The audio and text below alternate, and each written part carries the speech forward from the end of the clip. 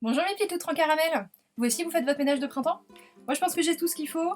L'anti-calcaire pour la salle de bain, l'anti-calcaire pour la cuisine, les javels, le pchit pour les vitres, le truc pour les toilettes, le Karcher, le lave-chat. Ah, ça va sentir la fin de journée du 15 août dans la salon et la brise citronnée des champs de lavande de l'armoire de mon grand-père dans la salle de bain. Ça va être propre. I've never been so wrong. Posez cette bouteille de javel, éloignez-vous doucement, on va parler des produits de nettoyage. Je vais pas vous refaire le speech des bouteilles et emballages en plastique, je pense que vous commencez à saisir l'idée. Je sais, vous savez. Recyclage inexistant, ressources non renouvelables et tellement non biodégradables qu'on en avale des microparticules tout le temps. Mais nous le savions. Cette fois, je veux aussi vous parler de ce qu'on trouve dans les bouteilles, parce qu'il y en a à dire.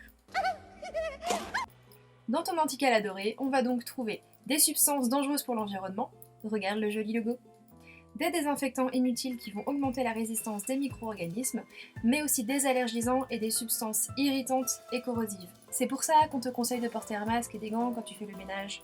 91% des produits ménagers ont des émissions cancérogènes.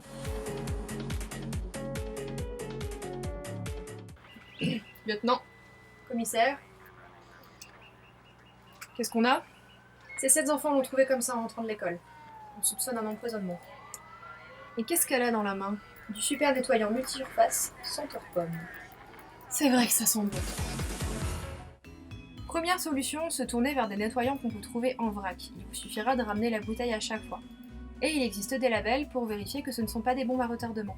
Nature et Progrès est le plus difficile à obtenir. Il garantit que 100% des composants sont bio et non dangereux pour l'environnement.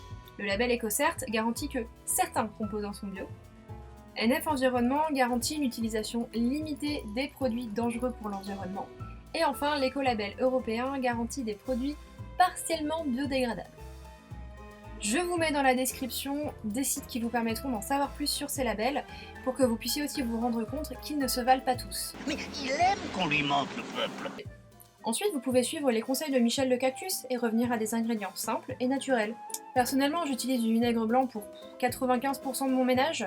Je fais varier la dilution, je mets parfois des agrumes dedans pour que ça donne une bonne odeur, et ça va me servir d'anti-calcaire, de spray pour les vitres, d'adoucissant, je fais pratiquement tout avec. Enfin, vous pouvez jouer à l'apprenti chimiste et confectionner des produits de nettoyage plus élaborés. Il existe des centaines de recettes qui vont aller du spray pour les vitres aux tablettes de lave-vaisselle. Attention cependant parce que certaines recettes conseillent l'utilisation d'huile essentielle. Michel vous rappelle que les huiles essentielles nécessitent de grandes quantités de végétaux pour leur fabrication, et que c'est pas parce que c'est naturel qu'il faut en abuser. Hein Michel? On oublie donc les huiles essentielles s'il s'agit juste de donner une bonne odeur à son produit de nettoyage. Ça marche mal et c'est pas écolo. On oublie également si c'est un produit de nettoyage qui va être amené à plus de 30 degrés, parce qu'au-delà de cette température, les huiles essentielles sont abîmées, elles sont beaucoup moins efficaces. Enfin, si vous utilisez des huiles essentielles vraiment pour leur vertu nettoyante aseptisante, faites bien attention à ne pas les surdoser.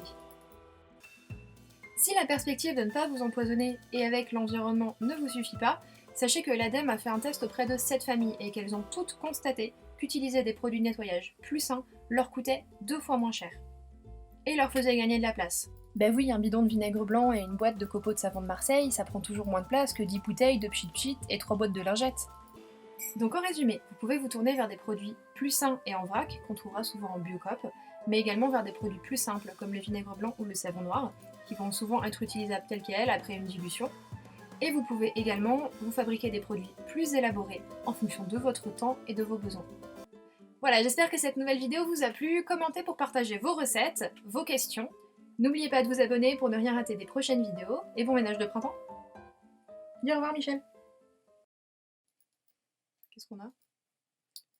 Qu'est-ce qu'on a? Qu'est-ce qu'on a?